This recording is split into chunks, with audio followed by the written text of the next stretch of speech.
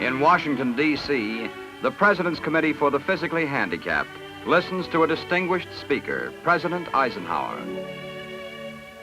Admiral McIntyre, and ladies and gentlemen, there are many commissions and committees that carry with them the title of President's Committee or Commission. There is none that engages the inners of my heart, or of which I am prouder than this one.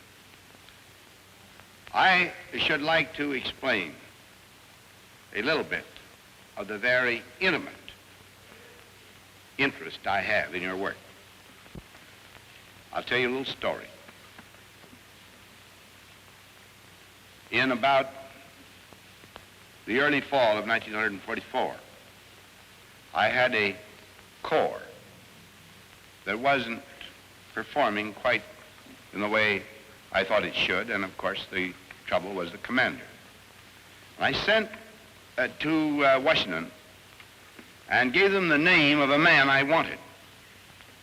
And I got a telegram back from General Marshall which said, I agree with you, he's a very fine leader, but he is in the hospital. He has arthritis in the knees, and the doctors won't give him a clear bill of health. And I'm afraid we can't send him. And I sent back, and I said, please send this man right away quickly. It's his head and his heart I want, and I'll carry him to battle in a litter. But a man simply because he has arthritis in the knees is still fitted to do the job I want. I'm trying to show you that we can, after all, even in war, overemphasize this question of complete physical normalcy. Incidentally, you'll be glad to know the sequel, which was that man led his corps brilliantly throughout the rest of the war and fully met every expectation I had of him. Now, in the work you do, if there comes a time when you think a word of mine, an act of mine, can help along in this grand thing you're doing, you have only to commend me. Certainly, in that respect, I am your servant. I am forever obligated to you for what you're doing. Thank you very much.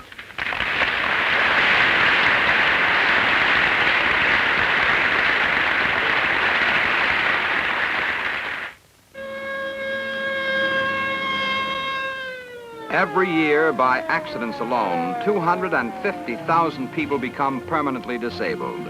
Add the disabilities caused by disease and war, and the result is a list 23 million names long. Medical science is returning more and more people to useful lives, but these extra tens of thousands join the growing millions of the so-called handicapped. What about the future of these people who will need special help before they can earn a living once more?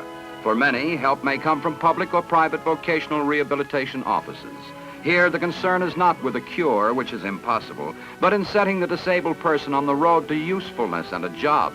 If necessary, an individual plan of therapy and guidance may be worked out.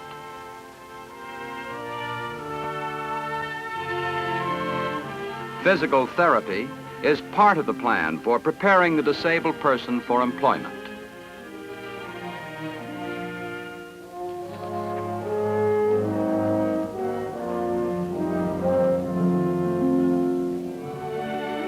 For those who require it, a program of crutch training is instituted.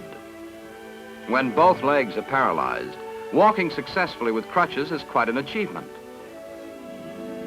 Another aspect is vocational training, training to match up the handicapped person with a job for which he shows an aptitude and can handle successfully.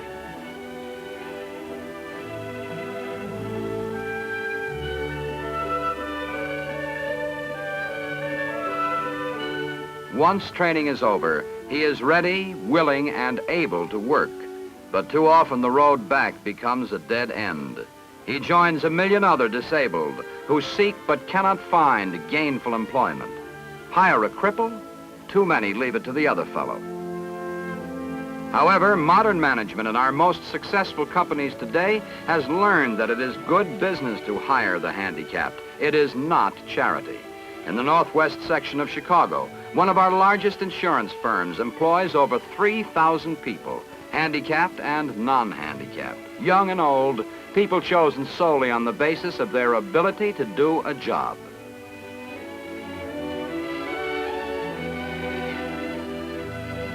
To explain his company's attitude, let's meet the president of the Bankers Life and Casualty Company of Chicago, Mr. John D. MacArthur. Here in the home office, we have a big job. It's a highly technical job. It requires speed and accuracy, and it takes capable people to do it well.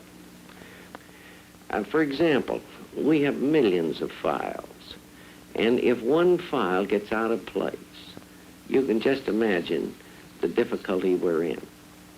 Now, in operating a public business, you have to give the people service. Speed and accuracy they demand. And I am very proud of the people that are doing this job.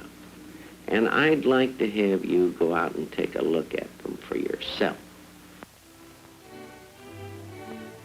Almost any job can be performed by some handicapped person. Take Lou, for example. He's strong and healthy, hasn't missed a day since he was hired over 3 years ago. Although Lou can't speak or hear, this doesn't prevent him from being a white-collar worker. He can perform clerical operations with a minimum of distraction.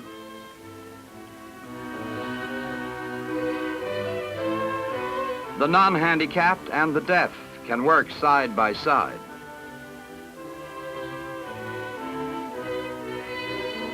When you like the person you're working with, you're more than willing to learn her language, not because you have to, but just to make things a little easier.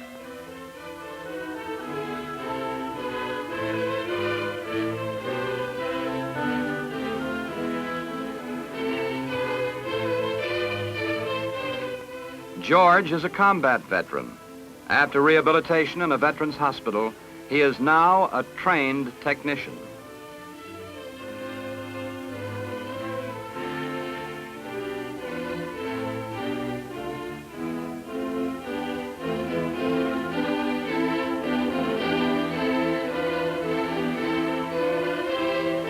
But for every veteran like George, who has been restored to the dignity of a job, there are veterans capable of work, but unemployed.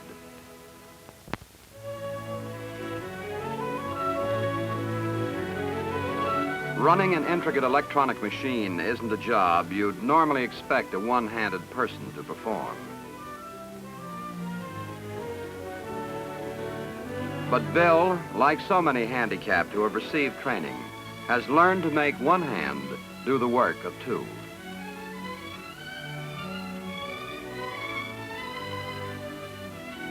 And now let's meet Evelyn, one of the best secretaries a top executive ever had. Evelyn lost her arm in a childhood accident. She was naturally right-handed, too.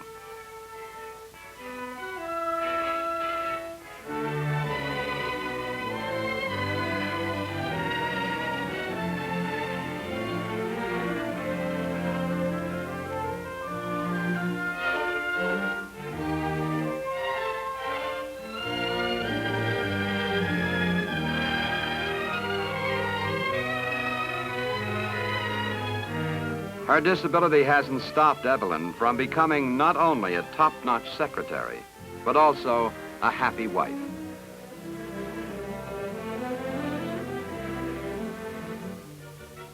In a large insurance company, naturally, there's a great deal of paperwork. There are few jobs calling for strenuous physical activity. It's work that's ideally suited for the middle-aged and the elderly, even for those who may be handicapped by a weak heart or some other chronic disability.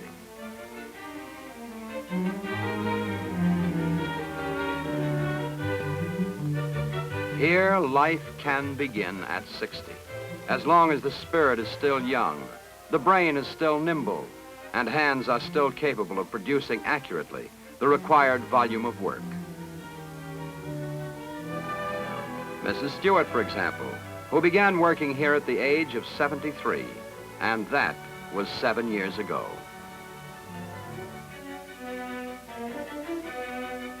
She has handled thousands of premium receipts, running into millions of dollars without a mistake or a complaint.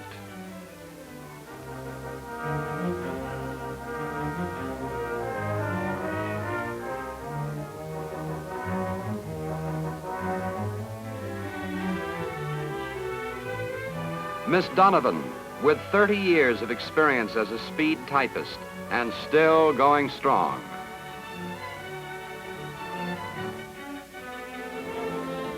In Bankers Life and Casualty Company, more than 600 people, disabled by reasons of disease, war, accident, or age, have built up an imposing record. A record of accurate work, high production, low absenteeism, and low turnover, coupled with a fine spirit of teamwork, pride, and loyalty. No wonder that the doors of the Bankers Life and Casualty Company are open to everyone. Each applicant for a job is considered as an individual. There is no rejection because of the convenient label, disabled or too old, nor is there hiring simply because of pity. And this is all the handicapped ask, to be given the same opportunity as anyone else. No more, no less. Mr. MacArthur, you may be interested in this. I am. I'm very much interested in this, and I have been for a long time. And I think it's high time some other people got interested in this. Don't think of me as the employers of the people you've seen. It's the 5 million policyholders. The 5 million policyholders insured under the White Cross plan that are the real employers of these people. Maybe it's you. Maybe you're one of them. Maybe it's the people next door. I don't know, and it doesn't make any difference. But I have a request to make, a sincere request. I want you to cooperate with the President's committee and put this program across. I like that poster. I hope they made millions of it. I'd like to see it nailed to every telegraph pole in America. It'll focus the attention of the public on the ability of people rather than their disabilities. Hire the handicapped. It's good business. It's ability that counts. It's certainly paid off for this company, and I know it'll pay off for you.